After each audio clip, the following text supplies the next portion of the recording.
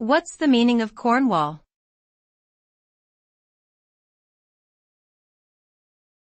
Cornwall.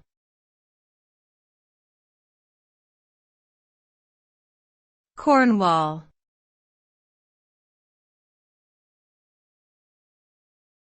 Cornwall.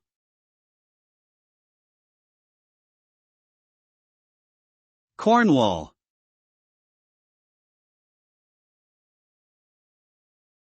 Cornwall is a ceremonial county located in the southwestern part of England. The name Cornwall is derived from the combination of two Old English words, cornu, which means horn, and welas, which means foreigners. This refers to the Celtic people who inhabited the area before the Anglo-Saxon invasions. Cornwall is known for its beautiful beaches, rugged coastline, and rich mining heritage.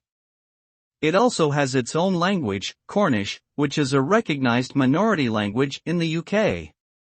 Today, Cornwall is a popular tourist destination, attracting visitors from around the world.